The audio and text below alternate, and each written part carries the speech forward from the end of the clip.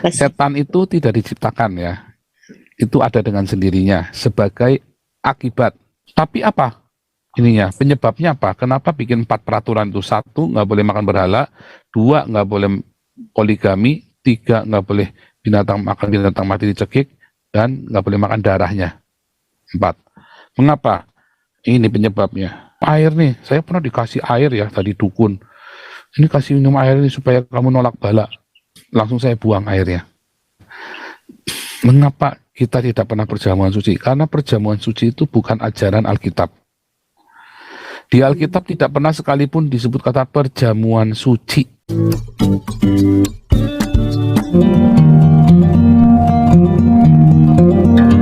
Lanjut, Pak Andri Panjaitan, bocah tua nakal. Shalom, Pastor. Shalom, Pak Andri.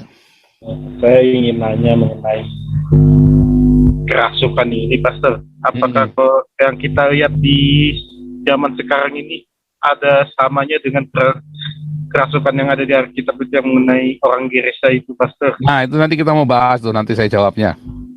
Ya, itu aja sih, Pastor. Nanti kita jawab ya. Nanti kita jawabnya nanti pas saya jelaskan nanti. Iya, kalau mengenai setan itu kan Pastor sudah pernah menjelaskan bahwa itu sebuah kondisi kurang baik atau kondisi jahat. Jadi yang saya tanya itu aja, Pastor. Nanti saya jelaskan hari ini. Ibu Yeti. Ya, salam Pastor Paul. Shalom Ibu Yeti. Pastor mau nanya pertama, setan itu diciptakan, apakah benar setan itu diciptakan Tuhan untuk menguji iman manusia? Lalu yang kedua, kalau kita habis sembahyang di kuburan Pastor atau di rumah abu, buah atau dagingnya itu kita makan lagi berhala, boleh atau tidak? Terus lalu yang ketiga, Hagios Eropa ini kan komunitas orang-orang yang percaya Tuhan Yesus, sifatnya kan di udara, Pastor. Nah, pertanyaan saya mengenai tubuh dan darah Kristus itu, Pastor. Kalau tubuh Yesus kan dilambangkan dengan roti, kalau darah dilambangkan dengan anggur. Nah, itu kalau begitu menurut Pastor Paul itu gimana, Pastor? Kalau kan maksudnya seperti di gereja Betani kan 2 minggu sekali katanya makan hosti sama anggur. Kalau di gereja Katolik itu kan selalu setiap Ekaristi berapa kali ya, aja. Mengapa komunitasnya kita nggak pernah bikin perjamuan suci gitu ya? Ya, betul. Oke, Oke, jawab dulu ya, saya jawab dulu ya. Terima kasih. Setan itu tidak diciptakan ya. Itu ada dengan sendirinya sebagai akibat. Nah, kalau kita lihat, nanti saya jelaskan lagi ya yang tentang setan itu, nanti kita jelaskan lagi. Yang nomor 1 nanti saya jelaskan lagi dari depan. Terus yang kedua tadi apa ya? Yang kedua ya, lupa tadi Bu Yati. Buah dan daging itu, Pastor, yang bekas sembayangan. Oh ya, makan sembayangan. Oh nggak apa-apa, karena dalam Roma 14 ya, saya screen-nya ya. Dalam Roma 14 kita lihat.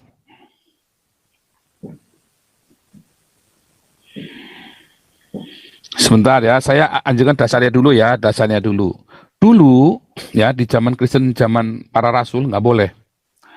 Ya, di zaman kisah para rasul, saya bacakan ya. Kisah Rasul 15. Ya, ini kan ada ceritanya gara-gara masalah sunat nih pertama nih. Apakah orang yang bukan Yahudi harus disunat? Terus terjadilah sidang Yerusalem. Kisah Rasul 15, ada konsili orang Kristen pertama ya. Nah, dulu namanya bukan Kristen, pengikut jalan Tuhan. Di zaman para rasul itu, atau ada Kristen itu cuma sekali ya, apa namanya, yang asli disebut Kristen itu cuma sekali disebut di dalam Kisah Rasul 11 ayat 26, di Antioquia mereka sebut Kristen. Tetapi orang-orang lain yang bilang sebut Kristen, para rasul dan para murid, mereka bilang saya pengikut jalan Tuhan. Ya, di Kisah Rasul semua itu, makanya di kelas evangelis ikut, nanti saya terangkan. Ya, jadi kata Kristen itu ya, itu adalah sebutan orang lain dan itu bukan proper name, tetapi sebuah sebutan. Oh itu tuh para pengikut Kristus tuh. Nah, kalau kita kan panjang bahasa Indonesia, itu mereka itu pengikut Kristus tuh. Tapi kalau orang Yunani kan kata pengikut Kristus artinya Kristian, udah gitu aja simpel. Tapi itu bukan proper name, itu pengikut Kristus tuh. Nah gitu ya. Nah tapi para rasul dan para murid berkata, aku pengikut jalan Tuhan.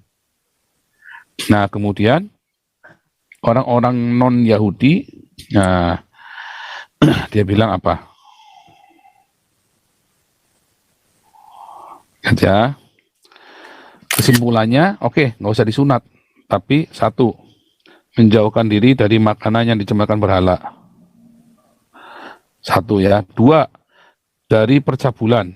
Percabulan di dalam zaman Esra dan Nehemia nanti merujuk kepada Matius 19 tentang percabulan dan Matius 5 ya tentang perceraian. Ya, merujuknya ke sana, termasuk di dalam Ulangan pasal 4 ya. Percabulan di zamannya Esra Nehemia ya, yang dimaksud adalah nggak boleh poligami. Makanya zaman Esra Nehemia sampai dengan zaman Yesus, sampai dengan hari ini, orang Israel tidak berpoligami, orang Yahudi tidak berpoligami. Karena sebelum orang poligami kan kepengin dulu kan, makanya Yesus bilang, kamu baru lihat kepengin itu sudah cabul, zina di hatinya, nggak boleh. Makanya, kalau gitu. Nah terus kita kan tanya masalah cerai, nggak boleh cerai dong, oh enggak, kamu nggak boleh cerai. Loh kalau gitu ngapain kawin, kan bosen kan, perempuannya itu terus udah tua, saya kan pengennya nyoba yang muda yang seger. Nah, nggak boleh. Kalau gitu ngapain kawin? Para muridnya, para orang Yahudi bilang kesel kan, nggak boleh cerai, nggak boleh ganti pasangan. Nah, itu namanya percabulan. Jadi nggak boleh bercabul, nggak boleh berpoligami. Apalagi cabul yang lain ya, poligami aja nggak boleh. Nah, itu nanti keterangannya nanti ya. Kapan-kapan nanti. Nah, dari daging binatang yang mati dicekik. Nah, jadi kalau orang Manado itu kalau makan anjing kan digebukin aja kan, nggak disembelihkan supaya darahnya masih. Memang katanya lebih wangi dagingnya. Nah, itu nggak boleh. Dulu nih ya Kisah Rasul ya. Dan dari darah. Tapi apa? Ininya penyebabnya apa? Kenapa bikin 4 peraturan itu? 1, nggak boleh makan berhala. 2, nggak boleh poligami. 3, nggak boleh makan binatang mati dicekik. Dan nggak boleh makan darahnya. 4. Mengapa?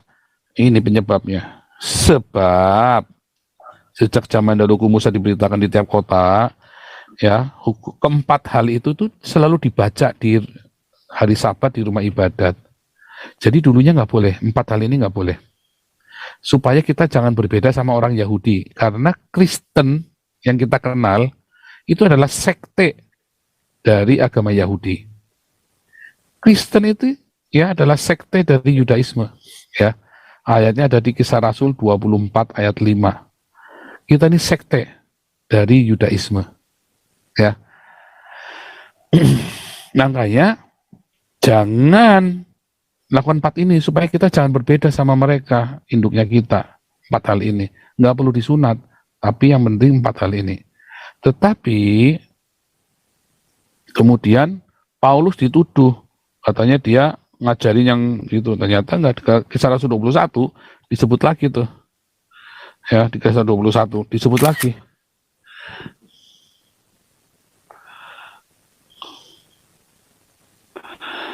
Nah ya, Kisah Rasul 21 disebut lagi ya, nggak boleh makan berhala, nggak boleh makan darah, nggak boleh makan binatang mati cekik, dan nggak boleh poligami, nggak boleh cabul. Salah satunya poligami itu ya. Disebut lagi, jadi 2 kali ya hal yang sama. Karena setiap minggu itu dibacakan di sinagog. Nah sekali lagi, Kristen adalah sekte. Ya, nah, kita buka ayatnya ya, Kisah Rasul 24 ayat 5. Ya, sekte Nasrani. Kalau ada orang bilang Kristen bukan Nasrani, salah ya. Kita ini memang Nasrani. Alkitab bahasa Indonesia maupun Alkitab bahasa Yunani yang asli tulisannya Nasarene. Nah, bahasa Arab yang paling gampang yang Nasrani. Orang Arab Anda bisa bilang Orang Arab itu nggak bisa bilang sama O ya. Orang Arab itu hanya bisa A, I, U, nggak bisa sama O. Kan huruf vokalnya cuma 3, A, I, U. Kalau kita kan huruf vokalnya A, I, U, E, O. Tambah E. Ya kan? Kalau orang Jerman lebih banyak lagi. Ya kan? Orang Belanda lebih banyak lagi. Ya, hurufnya. Vokalnya. Nah, Nasarene itu ya bahasa Arabnya Nasrani. Jadi Kristen itu sama dengan Nasrani. Ya. Walaupun sektenya yang di Irak itu waktu itu sektenya. Makanya kenapa Muhammad sholat? Karena ngikutin sekte, beberapa sekte Kristen, ya konon ya namanya Nestorian. Saya belum cek bener kan Nestorian, ya karena Nestorian itu sama dengan Unitarian, ya Yesus bukan Allah, begitu ya. Jadi intinya itu sama dengan Nasrani. Lalu bagaimana sekarang? Boleh nggak kita sebenarnya boleh nggak makan makanan itu? Di dalam Roma 14 sudah pernah dituliskan, ya masalah makan makanan ini ya di dalam Roma 14 semua ya. Yang satu makan, satu nggak makan, nggak apa-apa boleh. Ya, yang seorang yakin bahwa ia boleh makan segala jenis makanan, yang lain nggak boleh. Ya, segala sesuatu itu tidak, segala sesuatu berguna.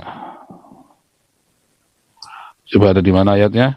Nah ini ya, 1 Korintus 10 ayat 23. 1 Korintus 10 ayat 23 ya. Nih.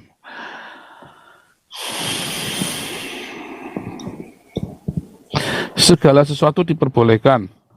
Ya. Benar. Tetapi bukan segala sesuatu membangun. Jadi boleh nggak makan berhala? Ya boleh saja. Sebenarnya boleh saja, nggak ada masalah, bukan dosa nggak dosa. Tetapi apakah berguna buat kita? Ya kalau nggak ada lagi kita makan. Kan kita nggak percaya. Tetapi masalahnya banyak orang makan dengan keberatan hati nurani. Ya, coba nih. Kalau kamu diundang makan oleh seorang yang tidak percaya, undang itu kamu terima. Makan apa saja yang dihidangkan kepadamu tanpa mengadakan pemeriksaan karena keberatan hati nurani. Ya, tetapi kalau seorang berkata kepadamu itu persembahan berhala, ya jangan kau makan karena dia mengatakan kepadamu dan karena keberatan hati nurani. Karena ada yang bilang, oh kamu kok makan berhala, dosa lu, ya udah nggak usah makan. Tapi kalau itu nggak ada masalah, ya makan aja. Tetapi kalau kamu makan sambil percaya, oh itu dari engkong supaya beruntung, itulah yang nggak boleh. Oh ini minum air nih, saya pernah dikasih air ya tadi dukun. Ini kasih minum air ini supaya kamu nolak bala. Langsung saya buang airnya. Nah, kalau dia nggak bilang tak minum saja, tapi karena dia sudah bilang supaya kamu jauh dari bahaya, ya tak buang. Gitu ya. Yang ketiga, ya, mengapa kita tidak pernah perjamuan suci? Karena perjamuan suci itu bukan ajaran Alkitab. Di Alkitab tidak pernah sekalipun disebut kata perjamuan suci. Nah ini sudah bolak-balik. Di kelas evangelis nanti saya ajarkan juga. Perjamuan kudus nggak ada, sakramen perjamuan nggak ada, sakramen apalagi nggak ada, Holy Communion nggak ada. Adanya perjamuan Tuhan atau perjamuan malam atau perjamuan Paskah. Ya, ya adanya ya. Perjamuan suci nggak ada. Perjamuan kudus nggak ada. Holy Communion nggak ada. Yang ada adalah perjamuan Tuhan. Perjamuan Paskah. Perjamuan malam. Nah, kalau perjamuan Paskah berarti menyambutnya itu menyambut tubuh dan darah Kristus dong, Pastor. Jangan dipotong dulu. Nanti ya. Maaf. Nanti. Jadi ini nggak ada, ini tidak ada di Alkitab. Jadi ini ada di mana? Ini adalah legenda Dionysius. Dionysius. Dewa Dionysius, dewa anggur. Ini dia pakai ini memang itu kontekstual.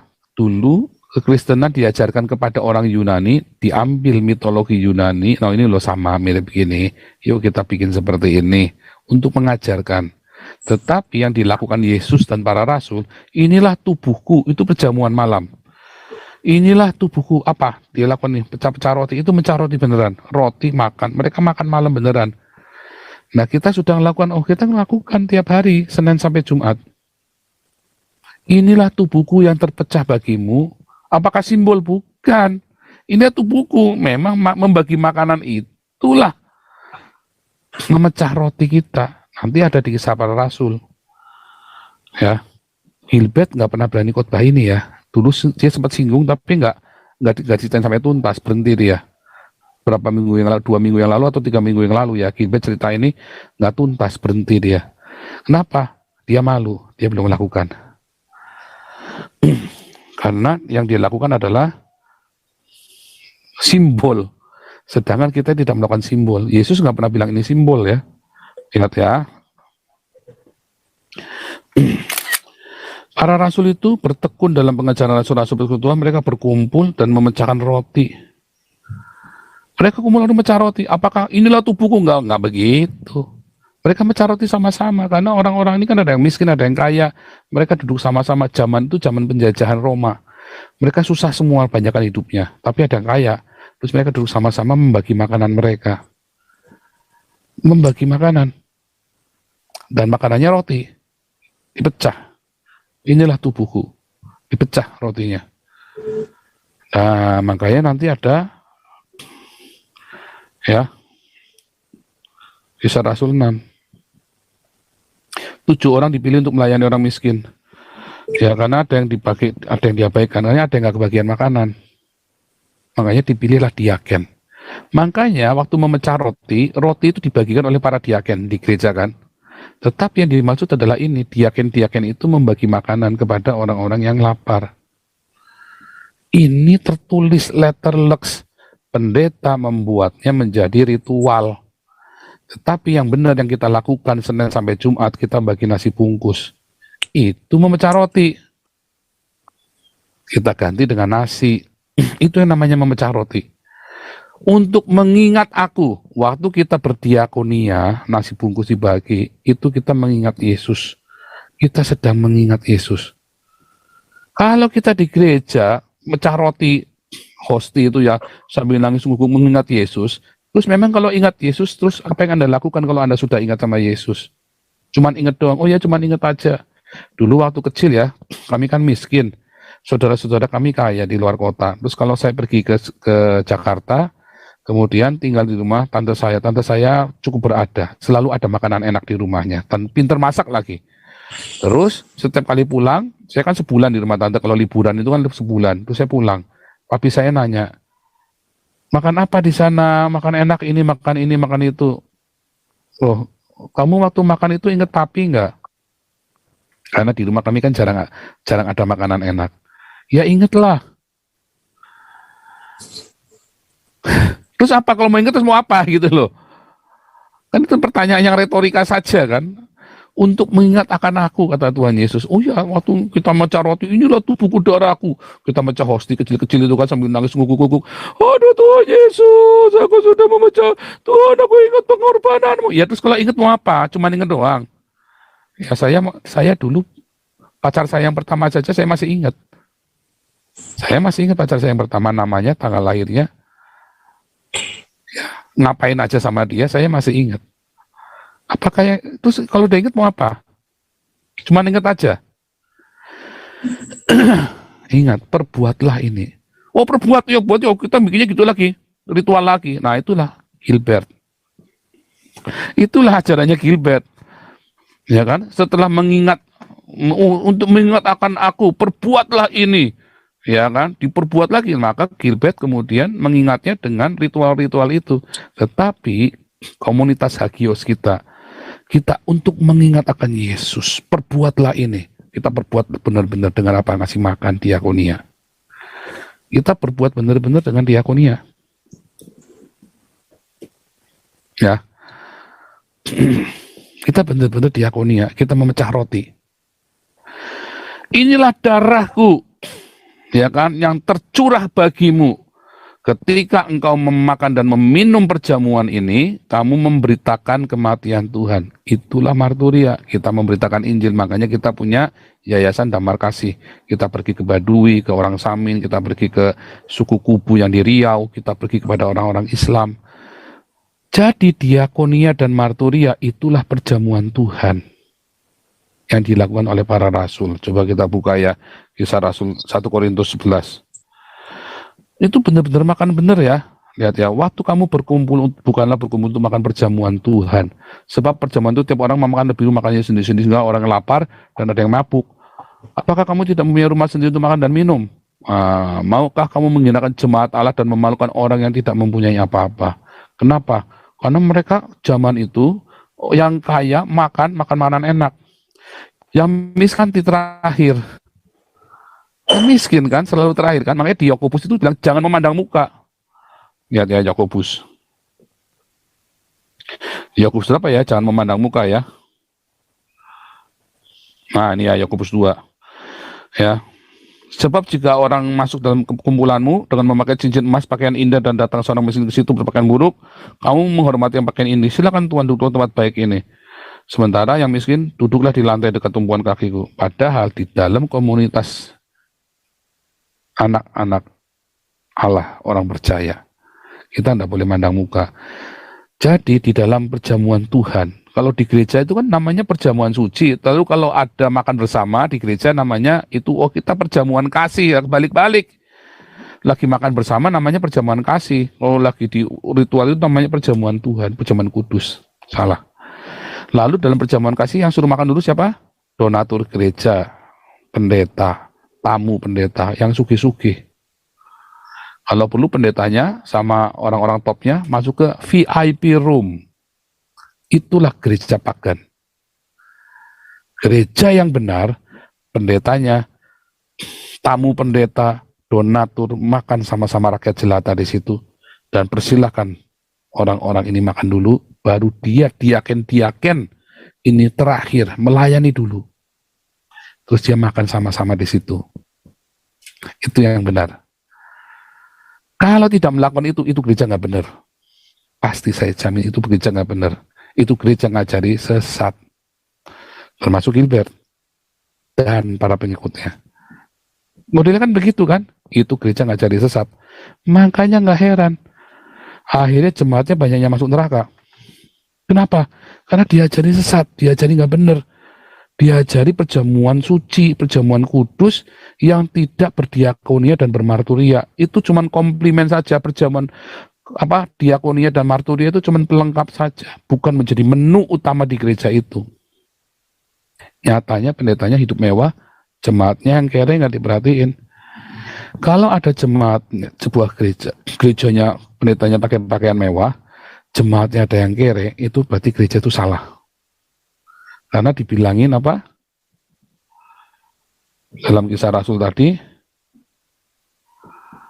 sekarang kita lihat ya, ayat 4. Ya, ayat 34. Sebab tidak ada seorang pun yang berkekurangan di antara mereka. Jadi kalau ada sampai di sebuah jemaat ada yang kekurangan, sementara ada pendetanya kaya, jaraknya kaya, itu tuh gereja nggak benar. Makanya kita Embun Pagi mau bikin yayasan supaya semua yang aktif di Embun Pagi jangan ada yang sampai kere, sampai bingung besok mau makan apa, anak saya belum bayar sekolah. Kita mau bikin yayasan ya supaya dikelola dengan benar, tapi juga nggak asal-asalan. Karena itu uang dari masyarakat kan, nah, kita nanti sembarangan mencari duit, orang sudah dapat sumbangan sana sini, dia masih minta dari kita lagi, sehingga itu jangan ya, benar-benar kepada yang membutuhkan, dibagi sesuai dengan keperluannya ya. Itu kita mau bikin yayasan Embun Pagi ya. Karena kalau Anda nggak melakukan seperti itu, Anda bukan gereja. Kita adalah gereja. Inilah gereja yang ada di. Lalu kita balik lagi 1 Korintus. Lalu akhirnya orang-orang ini karena delojoh makannya, maka nah dibilang ini kan,